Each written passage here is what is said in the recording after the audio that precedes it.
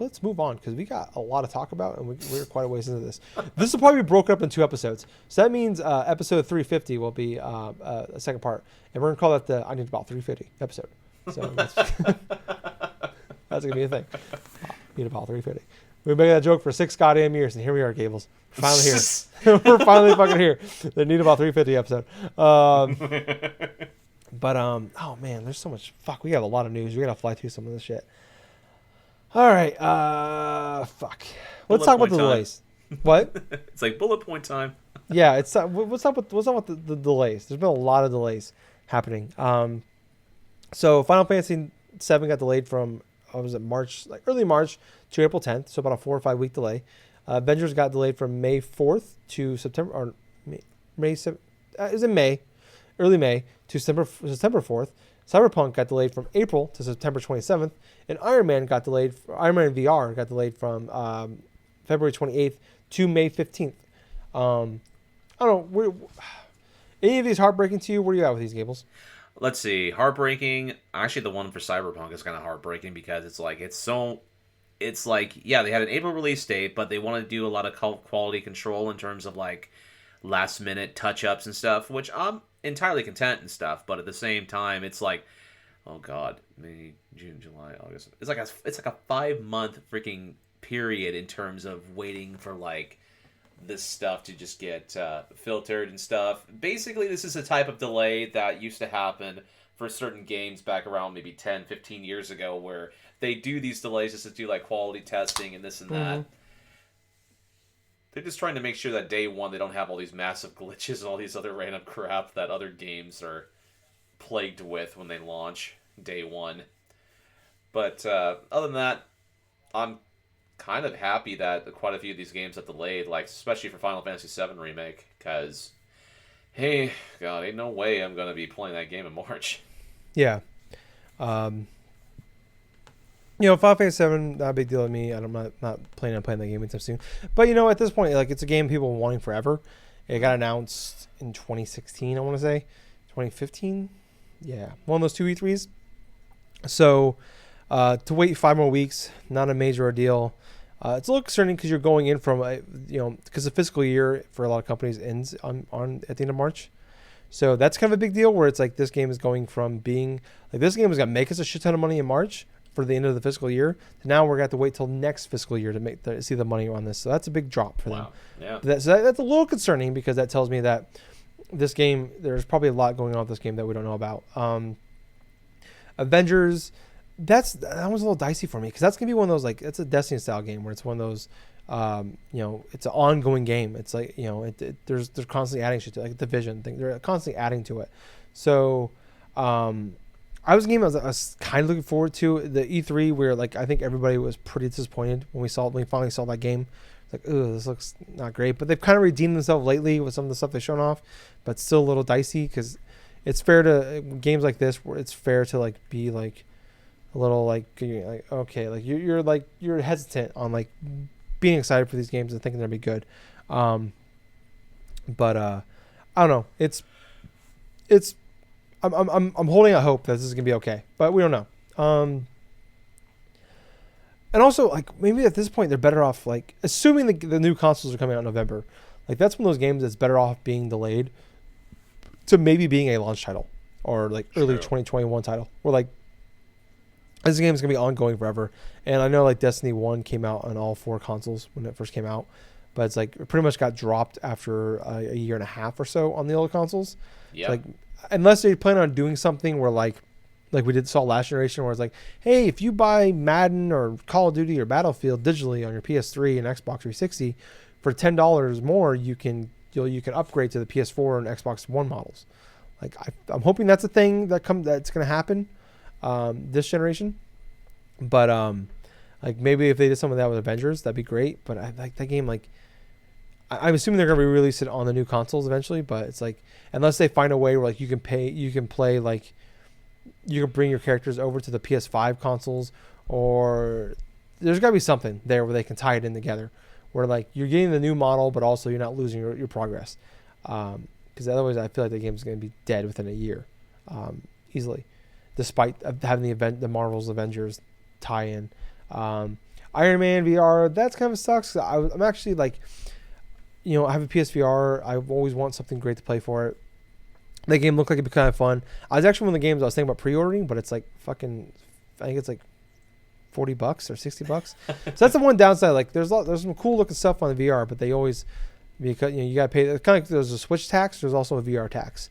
That could be a cool experience, but it's also like it's not cheap either experience. So I'm gonna wait and see. Obviously, delays are never a bad thing. In the end, it's always like there's the Miyamoto Switch, Miyamoto quote that always goes around every time you hear about a big delay. So I don't know. That's never a bad thing, but I'm curious what people say about that. Cyberpunk was the one that really hit. That like it was a punch in the gut. Because like the Final Fantasy VII came out, and then literally the next day Avengers came out, and it was like those joking around like everybody's like, oh, Avengers is probably like happy they got away from Cyberpunk, and then literally the next like a day or two later, fucking Cyberpunk delays to the next same month as fucking Avengers. Like they can't catch a break with that game. That really hurt. But like hey, it's probably a good thing we waited. That game was announced in like 2012 or 2013. And they're known for fucking delaying their goddamn games 17 times. So if this is it, whatever, that's fine. Right.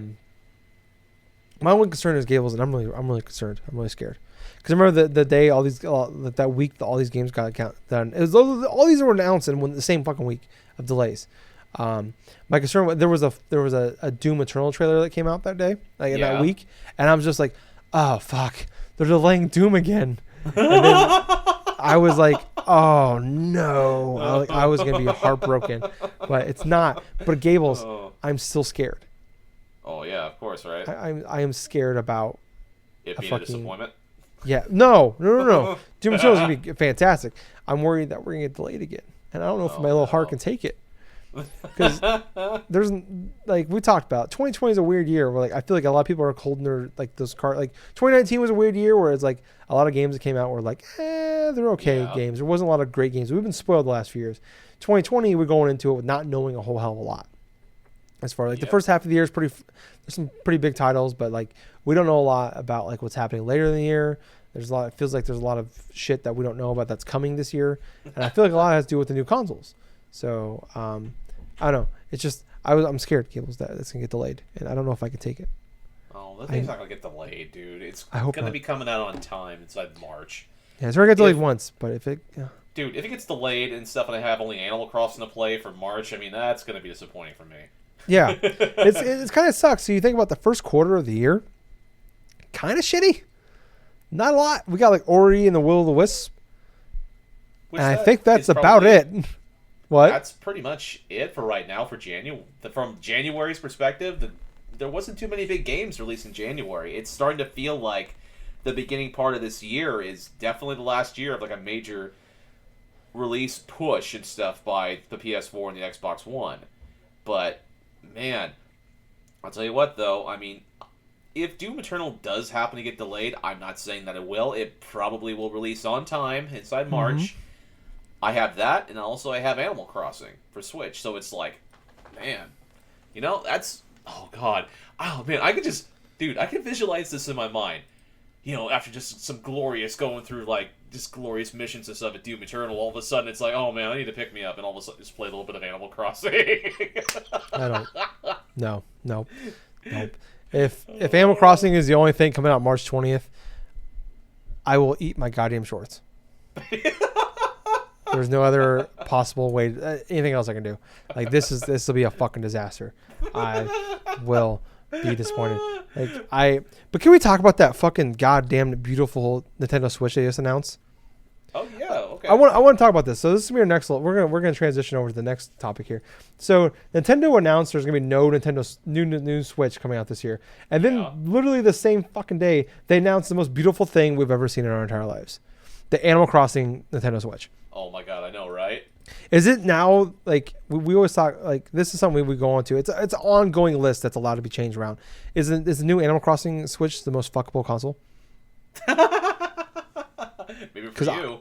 I think it's at the bottom. It's at the bottom of the list because it's too fucking cute and adorable. I don't want to do anything bad to it. I just want to cuddle with it. I want to cuddle with this goddamn Switch every goddamn day. What about you?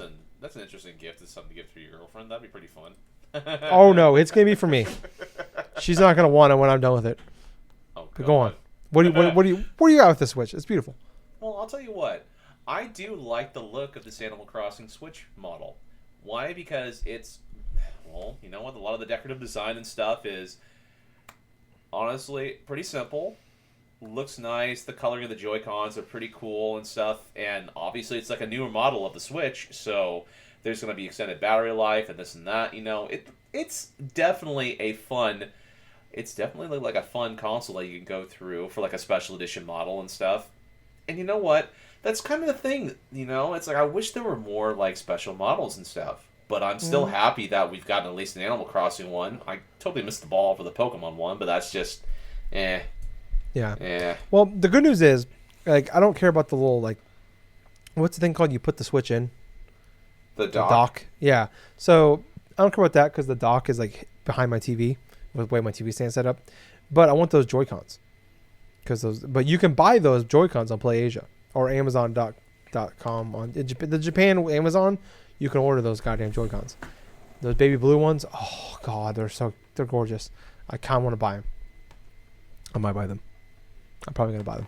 You know, I just took a picture right now, and I want you to kind of look at it because I want you to see my dock for my Switch. All right, are you putting it? Are you putting it on the Skype? I'm actually going to be sending it to you on. Actually, I'm going to send it to you on Twitter.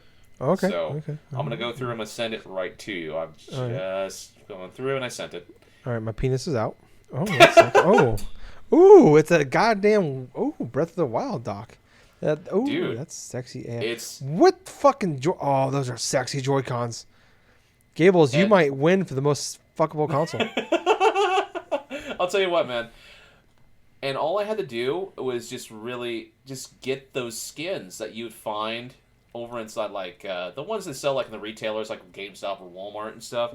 Those are just stickers that are on inside the dock, and actually, not just the front of the Switch console itself, but, God, even the back of the console is really cool as well.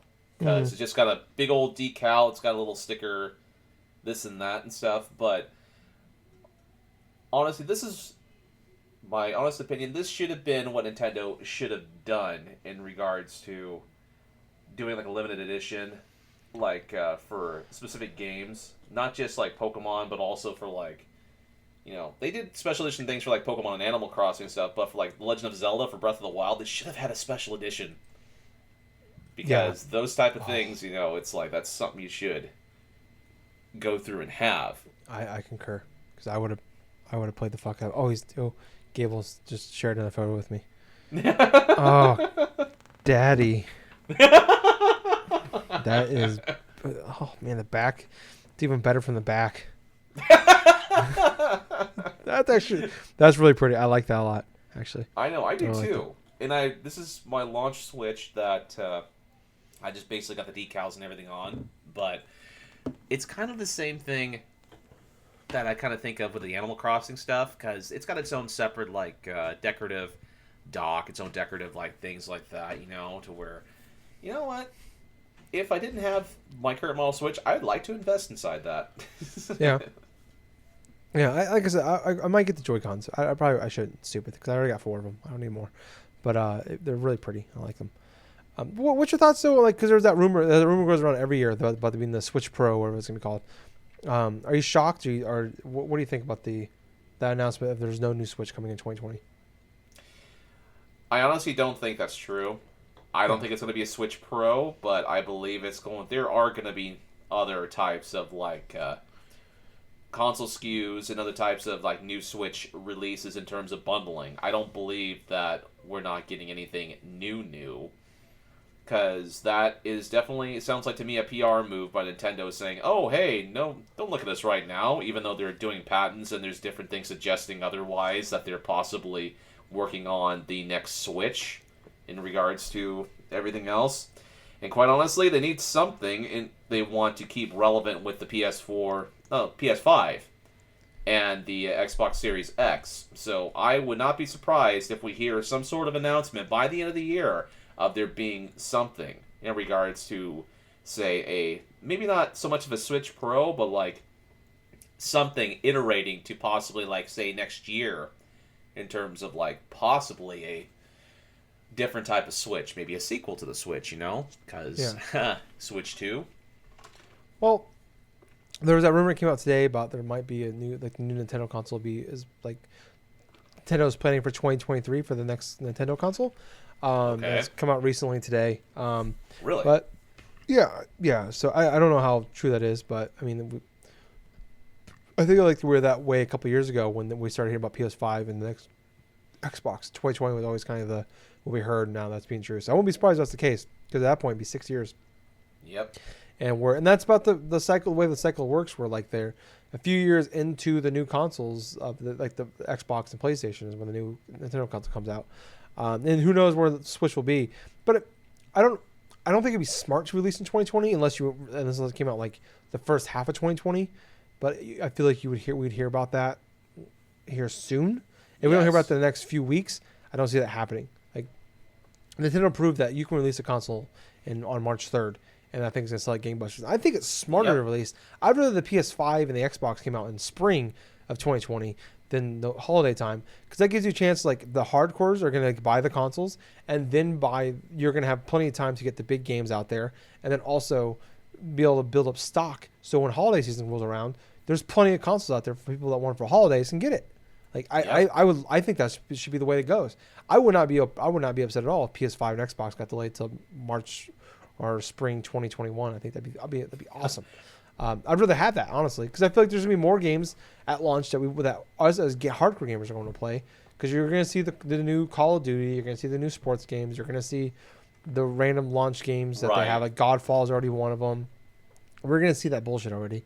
I would love it if we had that. Like there's like hey like we got like we get some cool like great games. There's already a plethora. Like the launch window is most important.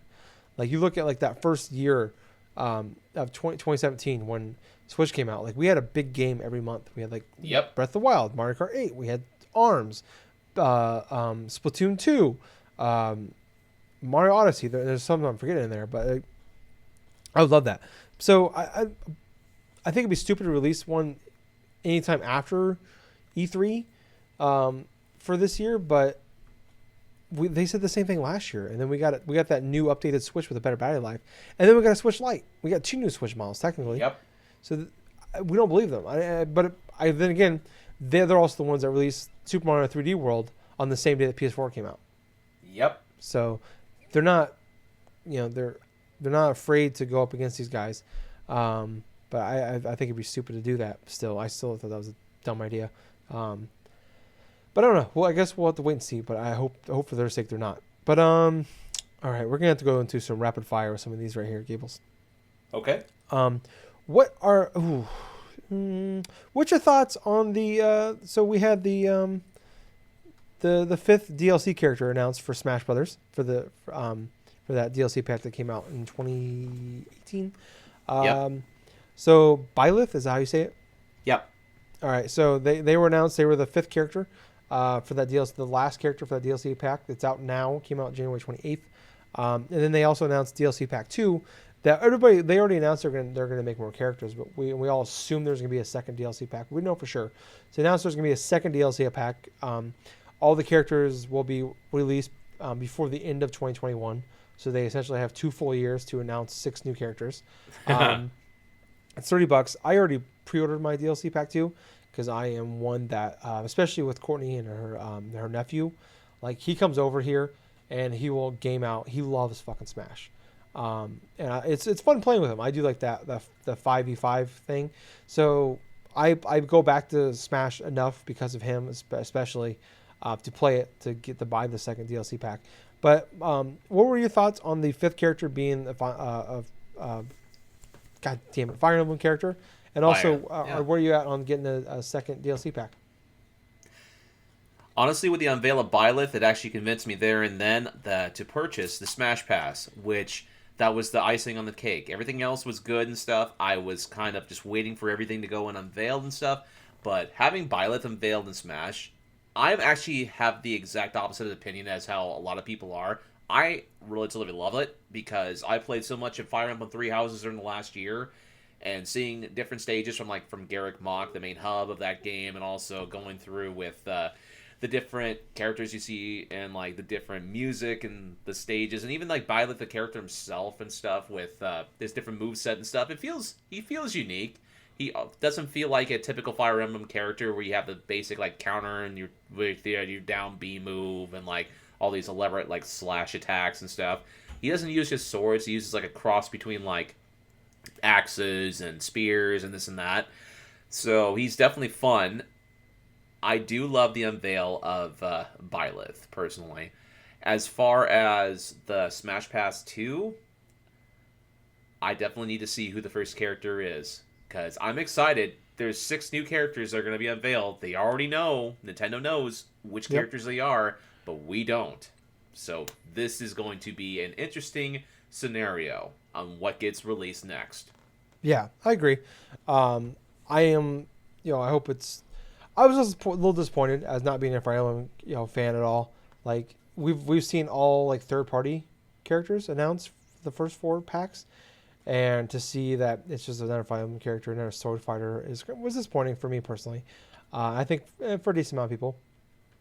But I'm hoping that like they really killed it. Like, and what really hurt more honestly was like Cuphead being just like a Mii fighter more than anything. Like I bought the DLC pack. It was like 75 cents or whatever. But I was like, I was really hoping, like, I thought like, oh man, Cuphead would be a cool fucking character. And we talked about like, Doom Guy would be a cool character. There's been talks of like Master Chief or things like that. So I mean, I have no idea what the next 6 can be. Like I don't even know what the rumors could like. I am like I think a lot of the ones that we could see coming came. Like there was even a couple of surprises with like what Terry was one. I never even knew who he was until yes, Terry Bogard from King of Fighters. Man, yes, he is probably one of the most playable characters in that entire DLC pass because, for one, I already knew a lot of his combos playing previous King of Fighter games like King of Fighters 98 and 99. And man, just going into the combos and stuff where you can just like rapidly press the A button and stuff, and all of a sudden do like how you do like a Shoryuken or like a Hadouken and stuff, like quarter circles and stuff, and go to his power wave and also his crack shoot and like oh my god, burning knuckle and all those other attacks and stuff like that. He is just so fun to play. It's just hilarious to get combos with Terry. Yeah. I think the only character that I feel like somewhat confident, maybe if I had like any real like I said confident, I guess really I can't think of a better word for it. In like putting that will be one of those 6 is like Sora from Kingdom Hearts, because I feel like to like really sell the DLC pack 2, you're gonna want to lead on with something big, and like something like Sora. I feel like for Smash Brothers can't get much bigger. And I don't know, because what was the first? Joker was the first character, Persona 5. Yes, he was. Not exactly like a well-known name. No, for like casual fans.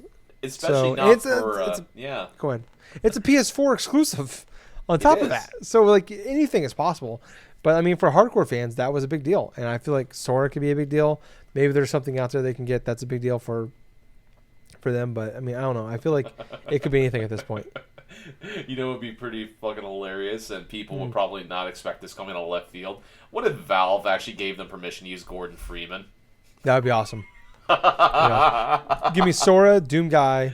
What if they release Doom Guy around the time Doom Eternal comes out, Gables? I was just thinking that because we haven't heard of Nintendo Direct for a long while. Yeah. And quite honestly, they are about due to like at least have somewhat of an announcement. They usually have it like around January, right? But it's like that Super Smash Brothers stuff.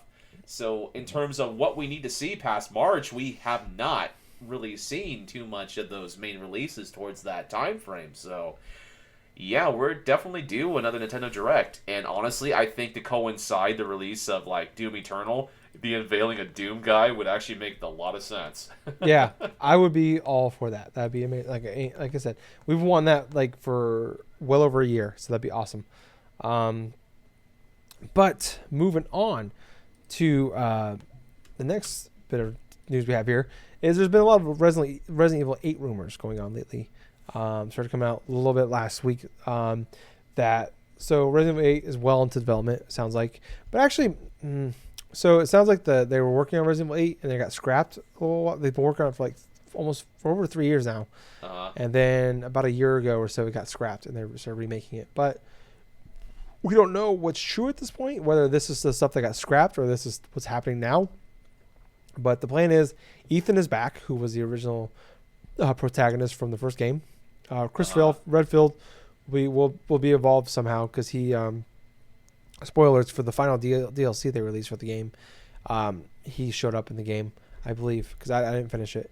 It'll be in first person view again, and werewolves will be involved. Oh, so I don't know. Did you ever play Resident Evil 7? No, actually, I never did play Resident Evil 7. I've never actually beaten a Resident Evil game, so it's like I've played them, but RE7 I never had a chance to play. Yeah, I mean, that's something we forgot about. The first quarter of the year, Resident Evil 3 is coming out like March 6th or something like that. So that's one big game, I guess, other than Ori. I don't know. I'm kind of with you. Where like, I think I've realized like maybe I'm not a Resident Evil fan. Like, I was really excited about Resident Evil 7. I jumped into it. I burned out on it after a handful of hours. Really excited about Resident Evil 2. Burned out on it after a handful of hours. Tried jumping back, and I even repurchased Resident Evil 7. Tried jumping back into it. Just couldn't get into it. I re-downloaded.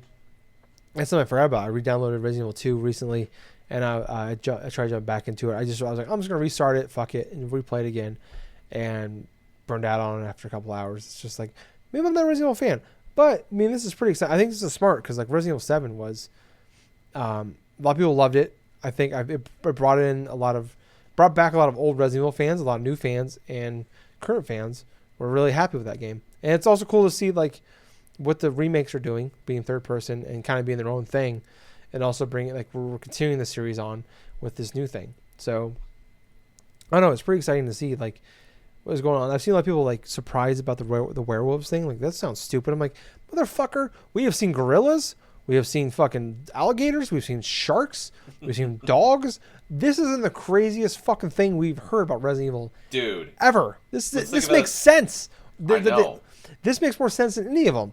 Oh, there's vampires? Well, why wouldn't there be werewolves? Have you not played goddamn Order 1886? Which there's rumors about a sequel of Order 1886, and I hope it's goddamn true. That game's underrated. Move on. Gables, what do you... I'm just saying the people doubting that there possibly would be some sort of like mutant werewolves or something like that inside of a Resident Evil game, obviously probably are quick to forget about Resident Evil 4 having the giant goddamn lizard inside of the lake. Yes! Thank you! It's just getting dumber. Like, Resident Evil is dumb, guys. Well, it's dumb. It's supposed to be amazing. A dumb, campy survival horror game. That's what Resident Evil is about. Yeah, and I don't mean that dumb in a bad way. Like, Metal Gear Solid is my favorite fucking franchise, and I can admit it's fucking dumb, but it's amazing, and I love it. It's fucking amazing. But it's amazing, but it's really dumb. And it may also be the fact that I am 7 White Claws in, and there are no laws while drinking White Claws. I want to point that out, Gables. I want to point that out. I'm drinking Black Cherry, by the way. I've been addicted to these fucking things since my buddy Will got married in August. Oh, God. Like, I told the story back then, but they had a bunch of White Claws sitting around. The bridesmaids didn't like the Black Cherry ones, and I drank all of their White Claws, I've been addicted to them ever since. I just bought a 12-pack today, and it's almost gone. So that's where I'm at. You know what, Tyler? You should do me a favor in terms of like, in terms of like when you're watching something on YouTube, watch a speed run of Metal Gear Solid 3, just off the kilter. God. Do you mean the best Metal Gear game? Yes. Ooh. All right, I'll do Honestly, I feel it's the best Metal Gear game, even though I love 4 a lot. And depending upon the day, you know, it's like, hey, it's interchangeable between that and like things. But I like Metal Gear Solid 3. That was the first. I think that was actually the first of the snow.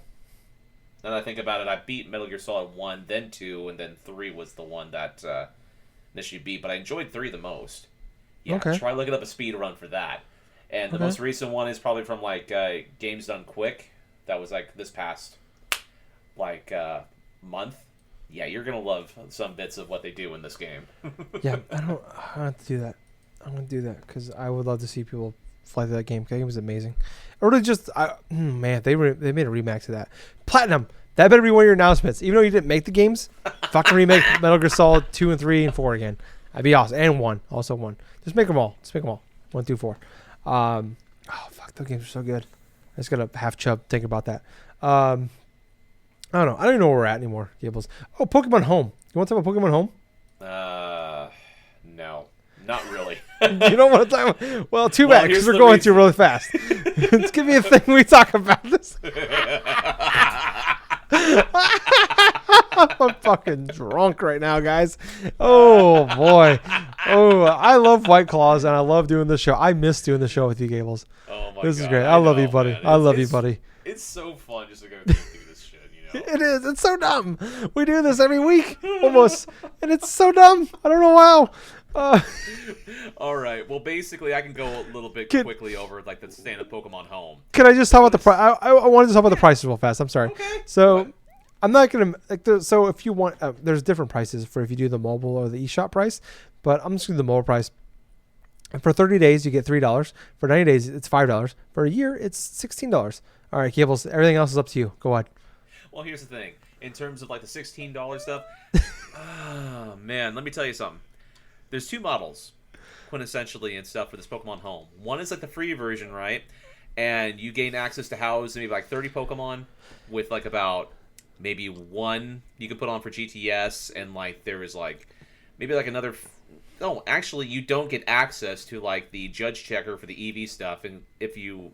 for like the basic freemium stuff, no, you got to pay like $16.99 a year in order to gain access to house over 6,000 Pokemon inside Pokemon Bank. Yeah, it's comical compared to like only 30 for the freemium one. Dude, not only that, but it's like for the whole GTS stuff, you can actually trade like 3 Pokemon at a time. The mystery trade deal, you can actually go through and like trade like a box or something like that or whatever. But yeah, you know what? A lot of people were kind of an outrage about it because of the whole fact, the pricing. You add that on top of like the game itself, on top of the DLC stuff that was unveiled like the past few months ago, those 2 DLCs and stuff like that. You're basically almost spending close to about $200, which quintessentially I understand why people would feel that way. Mm-hmm. But when I look at it through my perspective and stuff, I am not going to readily use this service. Why? Because I don't play Pokemon games to that extent any longer in terms of collecting like everything to set inside of the games itself. There's, you know, even a lot of the Pokemon that you gain access to once like Pokemon Home and stuff releases and stuff, you can actually get for free, like in terms of like trading. You can actually trade these particular Pokemon over. So see if you are doing something like a mystery trade or a wonder trade or something, you could get potential Pokemon that weren't in your Pokedex before into your game for free. You know? There's always that aspect of it. But if I was going to use Pokemon Home, which I could do that, you know, in terms of... I would only use it for like maybe a specific couple of Pokemon at a time, because I'm not going to go ahead and 100% like go for a hyper-competitive team by competing online. I know Jake and I have this bet, like in the next Extra Life, we're going to do like a Pokemon battle through Sword and Shield. I'm really? Still working on that. Yes. That's something that we both agreed on. But at the same time, I'm working on that little by little.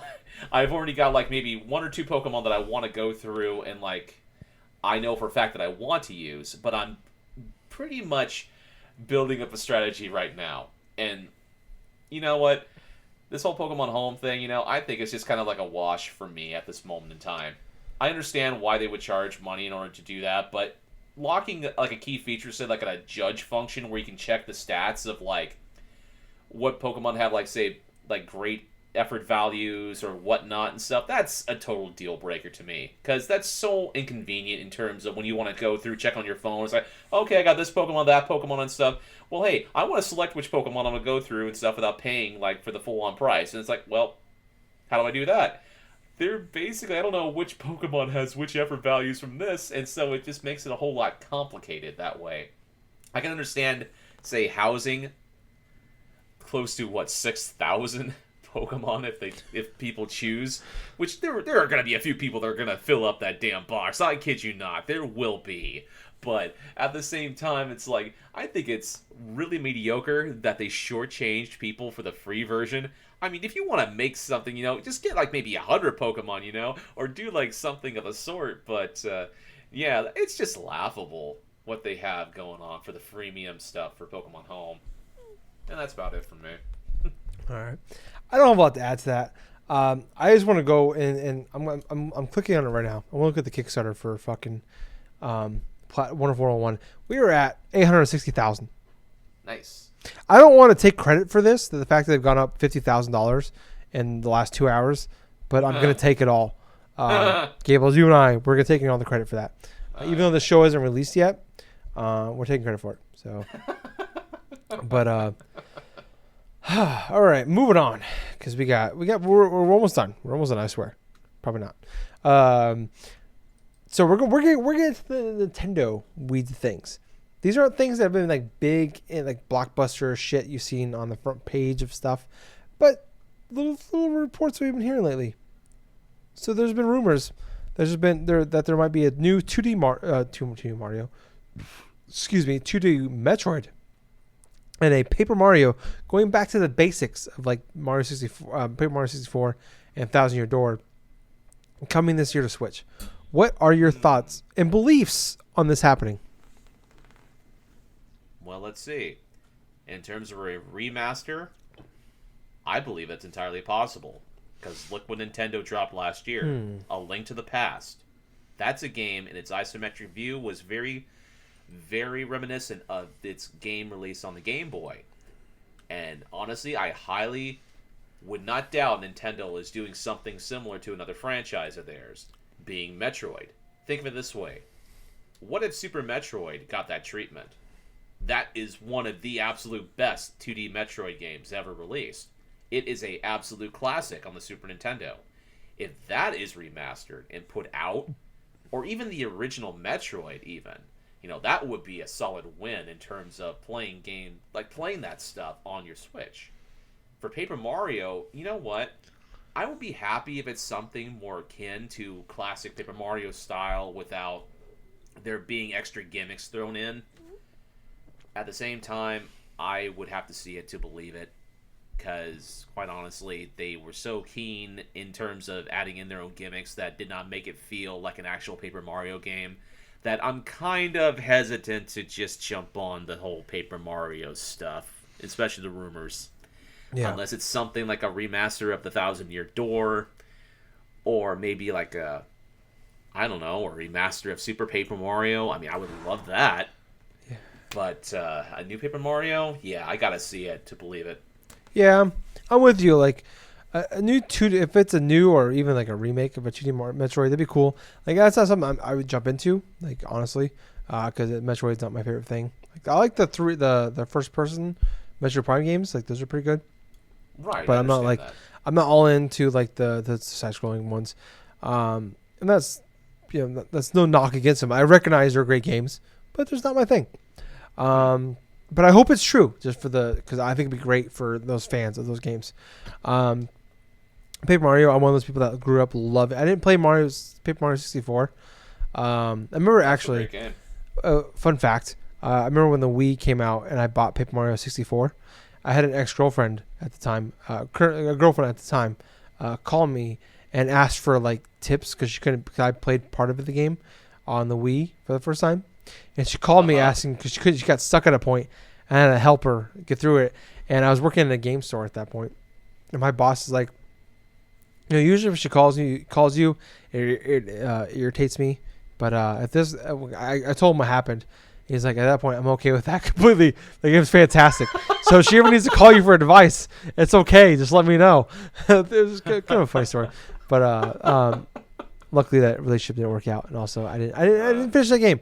But I would be totally cool with the new Paper Mario game, going back to the basics. Because, like, Sticker Star is kind of trash. Like it's not good. Like, the idea is cool, but it totally made like the point of playing the game, like the battling system, like pointless. Like There was really no point in playing the battle system. no, like the boss with no levels, no leveling, no RPG mechanics. Like if we're gonna make an RPG game without the mechanics of RPGs. They just made a platforming game, a platforming Mario game with just turn-based battles. Yeah, with no leveling. Like, why am I fighting these guys if there's no benefit to me fighting these guys? Like, the whole point should be me is avoiding them and being pissed off that I have to fight these guys. And then like the one that came out for Wii U, it sounded like it was kind of cool. Color Splash. Color Splash. It sounded like the idea, like there's some cool stuff there, but it's kind of some of the same issues. Like I love Thousand Year Door, one of the best games on GameCube. So if, like you said, they remade Thousand Year Door, I'd be totally all in for that because I would really play that game. That game is fantastic, and I even watching Game Grumps not too long ago go through that game again. I'm like, oh my god, I would like some of the stuff they went through. I have good nostalgia of that game. The first time I powered it on and playing through the first hour of it, and all of a sudden I see this pinata getting shaken down by these two FBI looking pinatas. That was awesome. Yeah, exactly. Like going through that, like watching, like even like the stuff like that. You're fighting the wrestling guy and shit like that. Like that was awesome. I'd love to go through that again. Yes, I would love to do that again. So I'm hopeful. Even like Super Paper Mario, that game was actually really good. Like I really enjoyed that game. I would like to actually play through that again. Like because I didn't beat it, but I enjoyed playing it through at the time. Like that could be fun. Or even a new one. Like I don't know. Like I'm holding out hope like that. That is true because it's a weird year. Like we're 2020. We're like what we talked about earlier. Like we're in a weird time right now with gaming. The last couple of years. Yep. We don't know a lot. Like 2019 was kind of a weird year for everybody, but including Nintendo. Where like there wasn't really a lot of big AAA games that came out for them. Like we had like other than Pokemon, like we had Pokemon, Astral Chain, Luigi's Mansion 3, and like New Super Mario Brothers. Like a lot of not like AAA games, but like these are solid side titles. Like there's a lot of them were fun, but they weren't like fan-fucking-tastic. Like we've been spoiled. Like I said before, we've been spoiled the last few years. But like 2017, 2018, we were spoiled by Nintendo too, as well. Yep. So 2020 is also, I think, a year where like they could. I wouldn't be upset if this is like another side year because I feel like we're gonna get like a lot of big blockbusters in the second half of the year from PlayStation and Xbox. But I don't know. Like I love the fact that this came true. But yeah, I don't know. It's 2020. It's a year of mysteries. We have no fucking idea what's gonna happen. But Gables, I have to pee really bad. I'll be right back. Okay. That's fine. All right, I'm back. Sorry. All right, no problem. I just stubbed the fuck out of my toe though on the goddamn corner. I'm okay. I had to grab my White Claws. I'm almost out, God. Gables. I'm almost out. I'm glad I bought a 12-pack.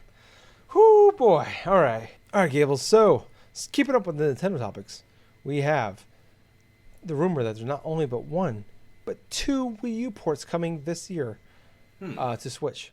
What do you think that could be? And do you think it's also, well, I guess one, do you think it's likely? And two, what do you think that could be? Okay, I know one that's most likely. And it's going to be the most obvious one. Super Mario 3D World. Yes, I hope so. That is a game I feel like absolutely will be ported onto the Switch. Now, for the other port, that's the interesting one. Because there is a couple of games I filter out through my head. It would have been the Wonderful 101, but today is proven quite the opposite. But honestly, the other port I could potentially see, I think, would be the original Splatoon. The original Splatoon, that's a game that launched on Wii U. Not launched, but it released around the time, like around, what was it, 2015, 2014 for the Wii U and stuff like that. It was fairly popular. The online was good. But I feel like that if we have sort of a remaster of the original Splatoon, I feel like that will be absolutely inside of that base. Even if it's something, say, like the single player. Because the single player inside of Splatoon, the original one, that's fantastic. I loved playing through that game. And quite honestly, it kind of disappointed me that I did not have a chance to play through Splatoon 2, because I really wanted to enjoy that one. I still can if I wish to. But I love the original Splatoon. That campaign was fun. There were a lot of good elements inside of it that I enjoyed, and it was pleasantly surprising how good of a quality it was in terms of level design, ability, and stuff. So I feel like that out of the two Wii U ports, I feel like they're both going to be Super Mario 3D World and the original Splatoon. And I feel like Super Mario 3D World is probably like about a 90% chance. I feel like that positive, whereas I would say about a 40% chance it's like the original Splatoon. Okay, all right. I think it's likely. I think it's true, and it's something we talk about, like what's left for Switch for Wii U ports. I think Super Mario 3D World is like the main big one that hasn't, like, that's the glaring one that we haven't gotten yet. And I'm shocked we haven't gotten it yet, but I hope there are a few other things. But I'll let you finish what you're saying. No, I think that's the big one that what's going to happen this year, especially. Like you talked about earlier of this recording, like we haven't had that direct yet. When usually in January we have that big one, but the last couple of years, remember last year we didn't have one. In 2018 we had a mini direct, and in both 2018 and 2019 we actually had a regular direct in February. So I'll be surprised if sometime this month we have a normal direct, and they announce the next two. Or maybe they announce one of the two, but I wouldn't be surprised if sometime here soon they announce one, because like we had one at the beginning of the year last year, and we had new Super Mario Brothers Wii U re-release for the Switch. Maybe that wasn't actually at the beginning of the year. That might have been like something different. But anyways, I wouldn't be surprised if we see one of those two announced. And I feel like for new Super Mario Super Mario Bros. 3D World, it gets revealed and it comes out this first half of the year, that'd be fucking awesome, because that game is fantastic and needs to be played by more people. And I hope that's the case. But something I think about that hasn't been talked about a lot is we've already seen Bayonetta 1 and 2. We've seen Captain Toad. We've seen Captain Toad, for Christ's sakes. I love Captain Toad. It's a great game. But what about Pikmin 3? That's definitely a good option. How about Yoshi's Woolly World? Ooh. I forgot about Yoshi's Woolly World. That's a good game. That's a great game. Now you see, we've listed like about 4 solid Wii U games that could potentially be ported, already. So what were you thinking on for the other one? I was thinking Pikmin 3, actually, honestly. You were just thinking about Pikmin 3? Because I feel like Pikmin 4, I would not be surprised if Pikmin 4 comes out this year or sometime next year. Right. So to build up hype for Pikmin 3, because that game, it's not like a big seller, but there is an audience behind that game, especially Nintendo fans. And I wouldn't be surprised if with the Switch, if it's a big deal. So I wouldn't be surprised if like within this year we see Pikmin 3. So that was my thinking was, and we heard about Pikmin 4 a long time ago, where like even before the Switch was revealed, like when it was still the NX, like Pikmin 4 was like it's close to being done. And then I guess what happened was like they switched to a new engine, so they kind of had like almost in a sort of way restart production. So I would not be surprised if within the next 12 months we hear about Pikmin 4. All right. So let's think about this for a moment here. Let's spread out to see what Wii U ports have initially come on to the Switch so far. You had Smash Brothers. You had Mario Kart 8. You had the obscure ones, such as like Tokyo Mirage Session. You had Captain Toad. Wonderful 101. That's a game that was just going through the Kickstarter thing we just talked about and stuff like that. And that's assuming Wonderful 101. I'm sorry. That's assuming Wonderful 101 isn't one of the two. I don't think it is. Right. I don't think it is. I think it's something separate. Yeah. But New Super Mario Brothers, like Wii U, that one, New Super Mario Brothers U, that got ported early last year in terms of that to the Switch. And then you have the Hyrule Warriors and stuff like that. And I know there's probably a couple more I'm thinking of, but the ones that strike me as kind of like a port, like say a Wii U port, actually, there are like a couple of games. There actually still are a couple more games, and we have mentioned like about 4 of them, being Pikmin 3, being Super Mario 3D World, Splatoon, and even like say Yoshi's Woolly World and stuff like that. I could see these 4 games potentially being ported, but at the same time, I kind of feel like that there's even more like little obscure ones which I could feel like would benefit in terms of like a full-on release. Oh boy, trying to think. I know the original Super Mario, like Super Mario Maker, probably wouldn't because No. Mario Maker 2 out just blows that one out of the water. And honestly, I'm I feel sorry, like but Splatoon 1, like if anything, you can re-release the campaign. But I mean, yeah, all the maps are now in Splatoon 2. that's very true. So I mean, outside what about NES Remix 1 and 2? Actually, NES Remix 1 and 2, that's definitely a good option right there because those both were popular games. That one release and stuff could potentially be like an absolute great one. Now, if you want to talk just for a moment, I want to check my Wii U stash. Oh, you're fine. No, I don't know. I feel like that 3D World is pretty much a shoo-in. So assuming that at this point, Mario 3D World is one of those two, that there's one option left. I really don't know what's left. I mean, like we talked about, there's Pikmin 3, there's Woolly World, but Woolly World was just brought over the 3D to the 3DS not about a year and a half ago. So that's still an option, but maybe not as likely, especially when we just had Crafted World come out, and I feel like that game came out to middling reviews, where I feel like Woolly World at that point came out to better reviews. Maybe that's my own fanboyism coming out because I really enjoyed Woolly World. That was one of my top 10 games of 2015, I want to say. Or 14? I don't remember. You know, just going over like the Wii U stuff that I got on my bookcase here, it's like there's games like Xenoblade Chronicles X, which that's a good. Oh, I forgot about that. Yeah, you're right. yes, we are getting the original Xenoblade Chronicles released this year, remade for Switch. Chronicles X is the only one that has not been ported over from that series, and that's a strong possibility. I would say that's a no because we're getting the remake. Maybe in a year, maybe next year we get X. Right. As far as that, what I could see your point in that, so that may be a little bit too far out in regards to it. But otherwise, it's kind of like a slim pick and stuff because we've already got things like Pokken Tournament. We've already got like I forgot about Pocket Tournament. Yeah. Oh, dude, what if it's something like say Star Fox Zero? Oh fuck no! They're not that stupid unless they totally redo that game and make it actually good. No. No, they would probably fucking redo that game and stuff to make it like an on-rail thing, an actual original Star Fox game like that. That would be make it fun good if that was Star Fox Zero. Yeah.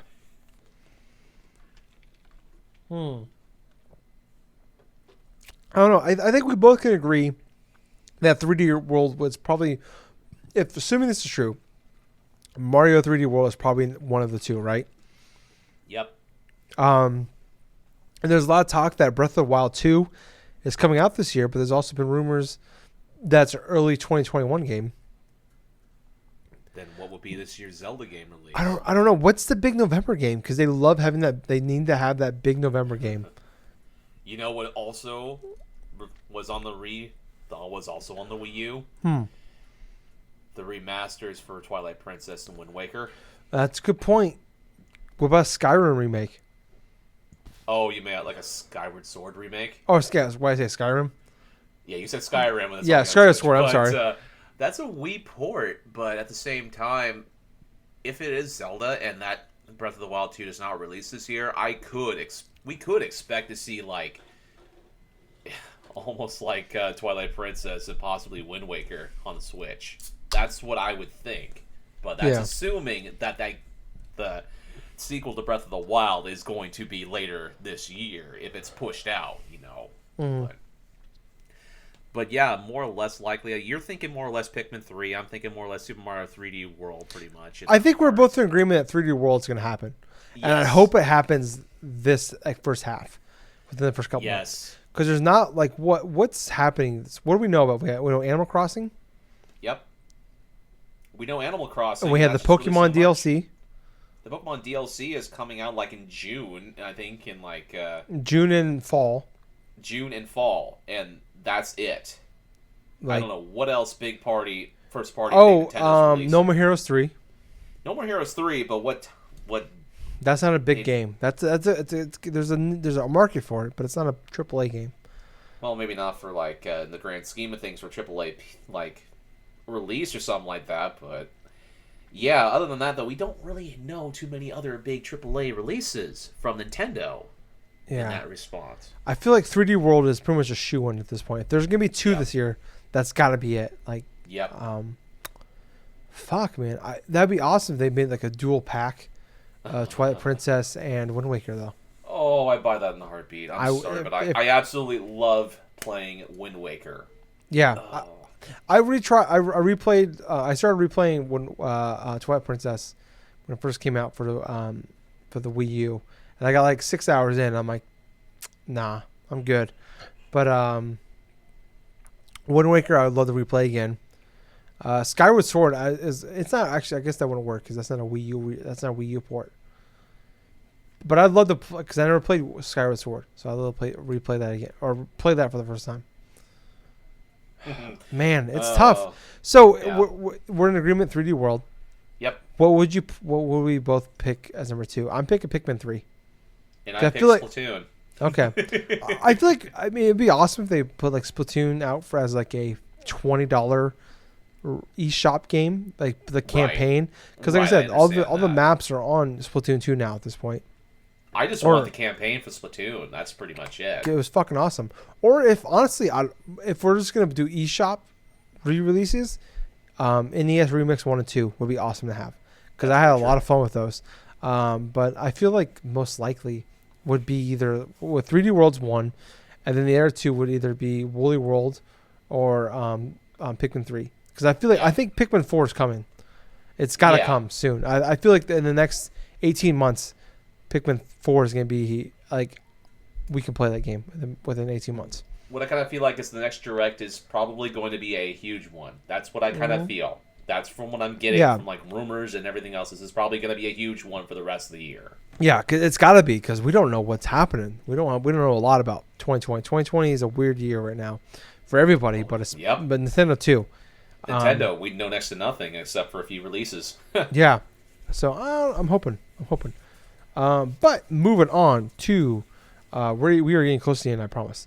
So Ubisoft is making some huge changes to like kind of their upper echelons of presidents, things of so sort. So I'm just gonna read this whole article, and excuse me because I'm now 9 White Claws in of the recording session. But this is an article from Polygon, by the way, people. So Ubisoft is overhauling the central editorial team that advises all of its productions. Following lackluster sales of Tom Clancy's games that CEO Yves Guillemot, I want to say, Guillemot or something like that. Guillemot, yeah, blamed on a lack of differentiation in consumers' minds. Video Gamer Chronicles reports that Ubisoft chief creative officer CCO, Sergei Haskot, it's a French company, so it's hard to say, will remain in charge of Ubisoft, or his editorial group, but he will be given more subservience and they will be given more, autonomy, so that he'll be able to lead a broader perspective rather than directing individual projects themselves. This change is meant to give Ubisoft individual franchises, from For Honor to Assassin's Creed, from more distinct identities. An unnamed source from VGC that the previous structure often meant that the tastes and opinions of one or two important people in the editorial team made it into a Ubisoft games, making many of them feel the same. So, I don't know how deep I'm going to go. I'm almost off the article. I'll read the rest of it. I'll slur the rest of it. In a statement given to VGC, Ubisoft confirmed that not only that reinforcing our editorial team to be more agile and better accompanying our development teams around the world. As for a comment, a Ubisoft spokesperson, like I said, blah blah. Ghost Recon Breakpoint was a thud in October, which we talked about at the time, both critically and commercially. In a call with investors later in the month, he said that been strongly rejected by a significant portion of the community, and that it did not come within enough differentiation factors which prevented the game from intrinsically qualities and standing out. So basically, what's kind of going on, going to deeper, is that there was one guy running everything for Ubisoft, and he decided everything. Now there's going to be essentially every franchise, the big franchise for Ubisoft, is going to be given their own, like, essentially a vice president, their own person running each, like Assassin's Creed, Ghost Recon, Division, Gods and Monsters. Basically, so everybody's going to have their own person. Where for a good long while now, the last 5, 6, 7 years, we've seen one person running everything. So you're someone that you platinum Wildlands, like what, 2 years ago, 3 years ago, 2017, I want to say. It's like 2 years ago, yes. 20, yeah. So I don't know, like I love Ubisoft, like some of the games they made, but like recently I've been kind of burned out by them. But like, where are you at with like this news of like giving more, like, or spreading out the control to the games? What about you? Well, I kind of attend this to, like, say, a person, say, inside of an upper management thing, like, working, like, multiple different positions and stuff like that, and being subsequently nearly burnt out in regards to spreading so thin. I feel like this is a good decision by Ubisoft, because if you have multiple different people working on specific projects other than one or two people dictating in terms of trying to cover how much a game should be, like, particular style, that actually would be better in terms of the quality, you would think, of the games in general. Let's think of it this way. In terms of the Ubisoft games, some of them in general, a lot of them have felt the same. From Assassin's Creed to Tom Clancy's Ghost Recon Wildlands to just even some bits of, like, Splinter Cell. You know, there are games inside of this franchise that felt like they played the same.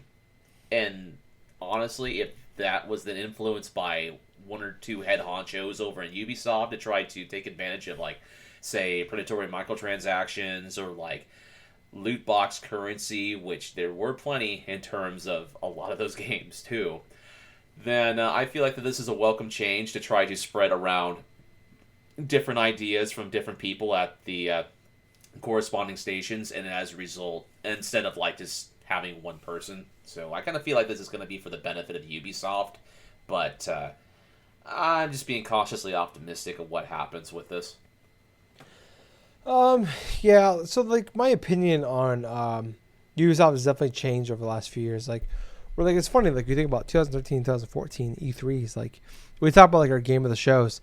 At that point in time, when Jake was still part of the show, like, that was like my game of the show 2 years in a row.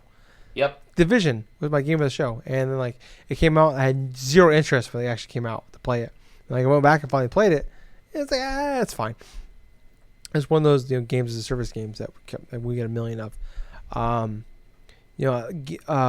Assassin's Creed took a break. Finally took a year off for the first time in, like, 11 years, 10 years. Yeah, I know, right? And then, like, it came back after Origins, and I spent a good chunk of my E3 playing it in 2018. And I was just like, yeah, it's okay. I burnt out on it really fast. I was like, I could see, I like where they're going with it, but I didn't give a fuck about, like, anything else. Like, Egypt was not very entertaining to me.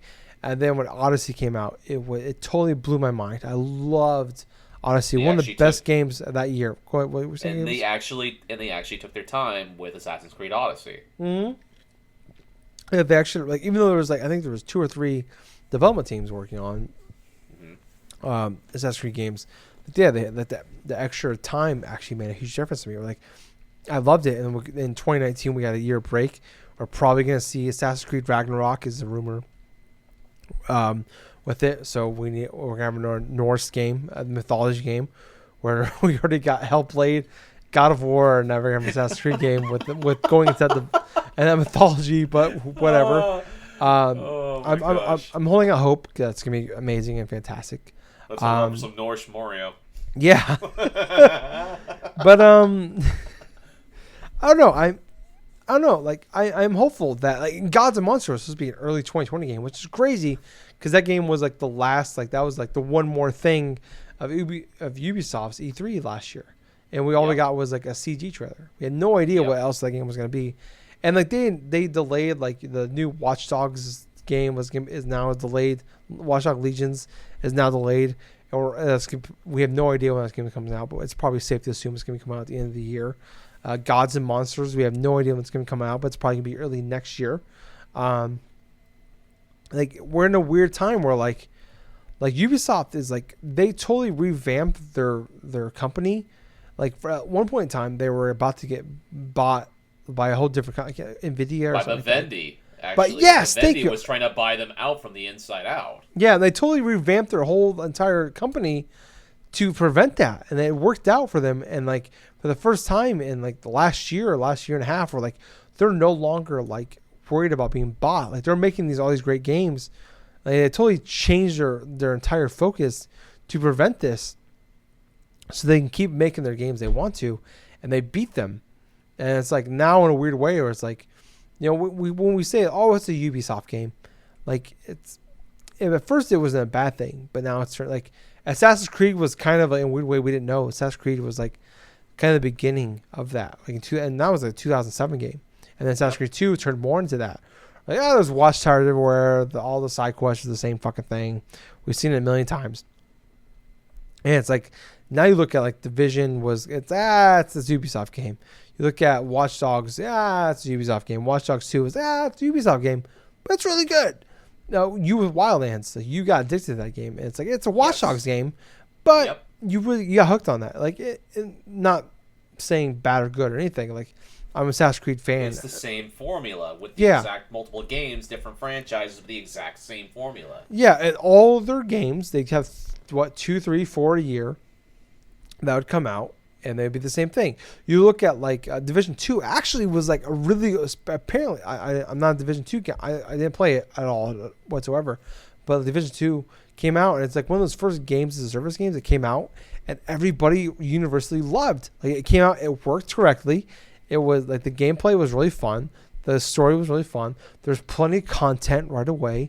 The DLC and stuff like that came out afterwards, like kept people going for a while. I mean, it dropped off a little bit, but that happens. And it's like that's the first time as a console gamer that you've seen these games come out, games as a service come out, and people like universally loved it. But because Division 1 came out and was such a disaster, because of all of they failed everything else. Like nobody gives a shit about Division 2. And then Breakpoint came out, and it was basically just Wildlands 2 came out, and nobody gave a shit. And it's like technically it's a fine game, but just nobody cares because we played a million of these games. And it's the same issue. It's crazy to think that Ubisoft is still doing a really good job of making good games, but it's just like they've done like they've been their own worst enemy and own like their own like, I don't know, best enemy at the same time. I don't know how to phrase it any better, but like they've done a great job of being different, but also like hurting themselves at the same time. Of like a lack of change, having one guy being like the person that decides everything. Like, hey, Assassin's Creed, Tom Clancy, Division, Ghost Recon, all the same fucking thing, but with just one's a first-person shooter, one's a third-person shooter, one's a fast game. Just a weird state we're in with Ubisoft, where like. Also, we're going to do this weird fucking Nintendo game where it's a Battle Kingdoms, you know. We've been in a weird spot lately with Ubisoft where like what, 2014, 2015, where it was like we had Child of Light. We had I'm forgetting the name, but the World War I game that I loved very much. Valiant Hearts. Valiant Hearts, thank you. We had Rayman Legends. Yep. We had fucking Division. We had fucking... Assassin's Creed, you know, we've had all these games we talked about already on top of all these weird side games they made. Like they kind of like in a way like they were different, but the difference that made them big, they've kind of been scared to change because like, hey, we're popular. Because I understand that, like, you know, it's hard to change when something's working so well for you. And I don't know, like I hope that, you know, now they have 7 different presidents. And also the guy that's been in charge for a long while, he's still one of the main guys, but he's been dropped down in a sense. But I don't know. I think this is a good thing because he saw the success of all of his ideas and his strengths have been good for them, but not long term. Short term has been great for them, but maybe they need to change at this point. So I'm hoping, as a Ubisoft fan, that it's probably gonna be a few years before we see the change. Because I have zero interest in any of the Ubisoft games that we know about right now, even the rumors that we know about right now. That we'll see the change by maybe 2022, 2020, maybe earliest at best 2021. We'll see the kind of the fruit of the labor from this. What about you, Gables? You know what? Predominantly, I really don't have too much more to say in regards to, like, say, the Ubisoft stuff. But yet, I'm just cautiously optimistic and stuff that with these changes and stuff like that, that they'll potentially get even better in terms of the quality of product they put out. I'm just being cautiously optimistic at this point. Yeah, that's our best hope, I think, is, because Ubisoft obviously probably one of the three biggest third-party gamers out there, players out there. But moving in, we're finally at the end game, Gables, I promise. Now we're at, it's NPD times for us. So I'm not going to do the top 20 this time. It's going to be our top 10. These are the top 10 selling games of 2019. Obviously, so with the asterisk, all Nintendo games do not get digital sales. So this is only physical sales on this list. So number 10 for this is the top 10 selling games. Excuse me, of 2019. Okay. Number 10, Minecraft. Yeah. Number 9, Pokemon Shield. Number 8, Mario Smash Bros. Ultimate. Sorry, I got burps. Number 7, Mario Kart 8. Number 6, Pokemon Sword. Number 5, Luigi Mansion 3. Number 4, NBA 2K20. Number 3, Madden 20. Number 2, Star Wars Jedi Fallen Order. And number 1, no real surprise, Modern Warfare 2019. Huh. Looking at this list, Gables. And we've seen some reports come out lately that Pokemon Sword and Shield combined have almost sold 17 million copies. That in of itself puts it almost above Breath of the Wild in terms of sales. But what's also interesting is this is just accounting just for physical copies of the games sold that Nintendo has. And they, on that top 10 for last year, look at how many of them are Nintendo Switch games. That is just crazy to me. Mm-hmm. That's the biggest surprise. That's just physical. That has nothing to do with, say, the digital sales, which I'm assuming the other games on that list do have digital sales included. Yeah, I wish Sword and Shield was just combined sales at this point. I agree, because that doesn't make sense. Why it'd probably be because it's Sword is at 6, Shield is at 9.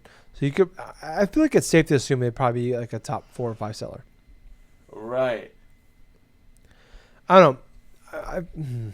I like Modern Warfare being a number 1, and Star Wars Fallen Order being number 2 makes sense to me. But I don't know. I think it's pretty shocking to see that Sword and Shield, after 6 weeks on the market, came out November 15th, being 6 weeks of being on the market, sold over almost 17 million copies.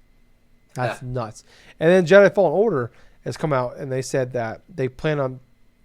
So the report was like EA was hoping that it would sell 6 to 8 million copies before March 31st of this year, and it's already sold over 8 million copies. And it'll probably sell close to 10 million copies by the time by April of this year. Well, what do you know? They put out a good Star Wars game and it's selling. Oh, novel concept. Well, wait a second. You don't make a bullshit fucking online shooter game with a million fucking stupid fucking microtransactions and it sold well? Wow, mind blown. Have you not played Titanfall 2? That's my thoughts. I don't know. But something I thought was kind of cool to show off. These are the top 10 selling games of 2019 altogether. Okay. Number 10, Mario Kart 8. Okay. Number 9, Division 2. Okay. Number 8, Kingdom Hearts 3. All right. Number 7, Smash Bros. Ultimate. Right. Number 6, Fallen Order, Star Wars Fallen Order. Number 5, Mortal Kombat 11. Number 4, Borderlands 3. Number 3, Madden NFL 20. Number 2, NBA 2K20. And number 1, Modern Warfare 2019. Okay, no surprise there, honestly. Yeah, I'm actually like the one surprise to me. There's two surprises, honestly. Is you look at Mario Kart 8, it's number 10. Like that game came out over almost 3 years ago at this point, and it's still selling extremely well.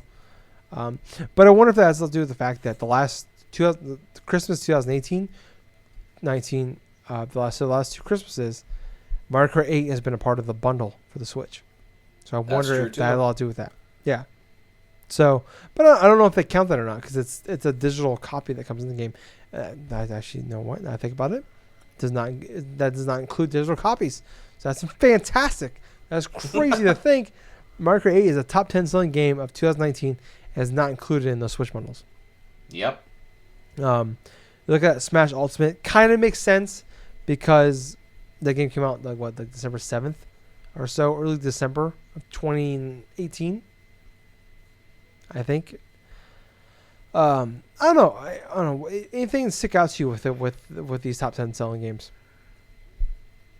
To be perfectly honest, nothing really sticks out to me because I feel like all these games that are on this top 10 list for just the entirety of the year are ones that I kind of expected to be there. Fallen Order, I feel like, man, where it's at right there is kind of surprising, but at the same time, I feel like this is the best accurate representation of what we got sales wise, and just have Mario Kart 8 up there at number 10. That's awesome. Yeah, that's awesome. Yeah, it sucks that Mario Kart 8 is so high, in a way because I feel like Mario Kart 9, is not coming anytime soon, because that's a game that came out in 2014 and it's still one of the highest selling games in 2019.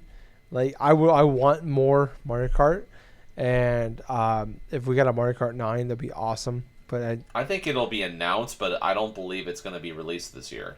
No, I don't think it'll be announced this year. I feel like at best case scenario, 2021, we see something. But I mean, if Mario Kart 8 sales go down, but like, why would they even announce anything else for Mario Kart 8? Because they haven't done anything for Mario Kart 8 other than, hey, it's coming to Switch. And like that was beginning of 2017. With all the DLC content available inside. Yeah, we are now over 3 years since we've had any new announcements about Mario Kart 8. Yep. Other than the Breath of the Wild DLC, which was like a free of all download, they did in like April or May of that year. So there's no reason for them to I'm sure Mario Kart 9 is well into development, but there's zero reason to do it until we have a new console or the end of this generation. For the Switch. Seeing Fallen Order up there at 6 after only being on the market because that came with the same day as Pokemon. It is nice to see because it's like we're showing EA like, hey, we love if you guys do a good job of making games, we will buy them. That's awesome to see. And I hope that's the case that we see with Fallen Order, we get a Fallen Order 2, even though the EA exclusivity deal ends in 2023 with Disney for Star Wars games. Ultimate being at number 7 makes sense because it was a game that came out at the end of the year last year, the end of the year 2018. Borderlands 3 being number 4 kind of surprises me, even though it's been 5-6 years. Since we got a new Borderlands game being number 4, and that game came out in September, kind of shocks me. But I don't know. Borderlands 3 also, or not Borderlands 3, Kingdom Hearts 3, number 8 for the year of 2019. That is, even though I know it came out in January 2019, I did not know that game had legs. That's crazy to see. But the very last thing I want to talk about, the top 10 selling games top 20 selling games for the decade of 2010 to 2019. Okay, that sounds interesting to me. So I'm going to start from number 20, and I'm going to work our way up to number 1. And you're going to see a lot of repeats, I'm not going to lie. So number 20, Star Wars Battlefront 2015. Okay. That's number 20. Number 19, Breath of the Wild. Number 18, Destiny. Number 17, Battlefield 4. Number 16, Battlefield 1. Number 15, Call of Duty Infinite Warfare. Number 14, Mario Kart 8. Number 13, Skyrim. Number 13, Skyrim. Number 12, Modern Warfare 2019. Number 11, Advanced Warfare. Number 10, Minecraft. Number 9, Black Ops 3. Number 8, Call of Duty World War II. Number 7, Red Dead Redemption 2. Number 6, Call of Duty Ghosts. Number 5, Call of Duty Black Ops 3. Number 4, Call of Duty Black Ops Modern Warfare 3. Number 3, Call of Duty Black Ops 2. Number 2, Call of Duty Black Ops 1. Number 1, GTA 5. So, what between 2011 and 2019, we had 10 Call of Duty games. I want to point out 1, 2, 3, 4, 5, 6, 7, 8, 9, 10 of them. All 10 of them are in the top 15 selling games of the decade, including Modern Warfare 2019 at number 12 that came out this November. Anything shocking to you in that top 20 list? Well, Call of Duty Ghosts selling as much as it did. That's kind of funny to me. Number 6. It's at number 6, and it's outsold things, even including like the original. No, the whole Call of Duty Modern Warfare thing that was released last year. Yeah. I wonder if Call of Duty Ghosts. Call of Duty game. Here's my thing though. I wonder if they include like resales, because Call of Duty Ghosts was the game that came out. That came out in 2013. So that was on all 4 consoles: PS3, 360, Xbox One, and PS4. Uh-huh. I wonder if that made a big difference. That's probably the only reason that it's makes number 6. Because that was like the most, probably of all of the Call of Duty games, the most forgettable since Call of Duty 2. Right. GTA 5, there's no surprise. That thing was selling gangbusters for years. Yeah, it's been in the top 20 NPDs For since 7 it came years. out. Yeah, over almost 8 years now. 'Cause it came out in 2012. I know, right? It's nuts. Yeah, it is. Yeah, I don't know. I think it's pretty incredible. Like you look at Mario Kart 8 at 14. I want to know if that includes Wii U and Switch sales. Because that's something I wonder about. Breath of the Wild being at number 19. That's pretty cool to see. A launch title in 2017.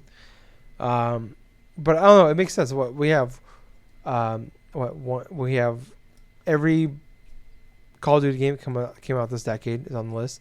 But you look at it, the rest of the list is what we have. 1, 2. We have 2 Rockstar games. Minecraft makes sense. Skyrim makes sense. But like we have the Battlefield games, makes sense, I guess. Destiny kind of makes sense. But you look at the rest of it, like if that's non-AAA style, like Minecraft, number 10. Mario Kart 8, number 8. Like that's pretty incredible to see. Like, it is. I think it's cool to see. I don't know. I'm not a Minecraft guy whatsoever. Like I've never played a second of Minecraft. But I don't know. I don't know. And that doesn't include digital sales. Like I wonder where that game could be, and I wonder where Mario Kart 8 would be if it included digital sales. Probably at number 5. Yeah. Yeah, I believe that. Behind Modern Warfare 3, 2. It's crazy. Like look at the top 10. It's 1, 2, 3, 4. If you look at the top 9, actually, all but 2 games, Red Dead Redemption 2 at number 7, GTA 5 at number 1. The rest is fucking Call of Duty games. It's incredible to me. That it makes sense when you break it down, but to see it on paper blows my fucking mind. That like shows how dominant that online shooter was. Yeah, even like when we talked about, like I remember talking about like beginning of the podcast, like when we first started doing Drunk Dashers podcast, like Call of Duty, it's slowing down. It's not like it was. But there's still an audience there. Like I knew that, but I'm like, it's slowing down. But you break it down, you look at it, it's like, oh shit, even in its quotations bad years, Like, it did extremely It's fucking yeah. well. Yep. It's insane to me. Because people just go online and play. They don't really focus upon a lot of the campaign aspects of it. Yeah, and for a long time, we talked about we talked about many times on the show. It's like even like a mediocre Call of Duty year, even like in the 360 beginning of this generation, PS4 and Xbox One. It's like or it was before Rocket League came out. It's like Call of Duty was like the one game that all of us had in common. It's like we want to hop, we can get in a party chat. Let's play a game together. What do we got? What do we got in common? Well, we all have Call of Duty, or we all, it's like that was it. That was the beginning of or Battlefield 3 or whatever. That was the beginning of the end, where it's like, now it's like, well, Rocket League, Division 2, Division, Call of Duty, Star Wars, like that was Destiny, so it's been a crazy time. This last, long story short, this decade's been pretty fucking crazy. Yep. But yeah. Gables, we are finally at the end of all of our topics. This recording session, I'm going to look it up right now. We are over 3.5 hours in. Yep. It's been pretty insane. Yeah, it has. We haven't even done our game of 2019 list yet. I know, right? I made my list. I'm not gonna lie to you, Gables. Do you want to do it tonight, or do you want to do it another night? Let's do it another night, dude. Oh. This has gone on way too long. Yeah, that's fine. I am free Wednesday night if you want to do our top 10 list. Let's see. Wednesday night may be a little bit of a problem, though, I think. Let me double check here. Okay. I need to double check. Is it Wednesday night or Thursday night that I'm not available? Oh, actually, it's Thursday night. So, yeah, we can try a Wednesday night. Okay. Because I have you made your top 10 list? Let me double check. I believe I have done a top 10 list for 2019. Yes, I have, actually. Because I've also done top 10 lists. I've actually made a top 15 list. So you did. Nice. Yeah. So I this is probably gonna be broken up into 2 episodes. And then the next couple episodes will probably be our top 10 lists from last generation, or last year, 2019. So, thank you guys so much for listening. Wow. I'm not gonna lie to you, Gables. I just, wait, one second. You hear this? Yep. That's what I call number 11 right there. Oh, God. I am fairly drunk. More than fairly drunk. I'm really drunk. So yeah, thank you guys so much for listening. If you want to hear more from us, we are on Facebook, we are on Twitter, we are on iTunes, Spotify, YouTube, Twitch. Check us out in all those places. Drunk Dash Nerds Podcast. Subscribe, 5-star review, write us something nice. Just follow, like, whatever you got to do. Check us out in all those places. Leave us make us something. Make it so it's nice, because we really would appreciate it if you guys did all that. Because the more you do of that, the more likely it is that someone else sees us. It's been a few weeks since we've done this show. We sat down, recorded this podcast, but obviously, we love doing the show. I fucking love doing the show. I miss doing the show. It's nice taking like a week off and recording like a bunch of shows at one point in time. But like after a couple weeks, I get that itch. It's like doing the show is a drug addiction, and I miss doing it. So yeah. So thank you guys so much for listening to us. We'll be back shortly with our Game of the Year show for 2019. But I've been your host. I've been Tyler. And I have been Colonel Gables. So until next time, everyone, play yourself some good games, have yourself a good night, and at the same time, thank you for listening to another fun-filled episode of the Drunk Dash Nerds podcast. And hey, Gables. Yeah? Too sweet. Too sweet, man. Bye, guys. See ya.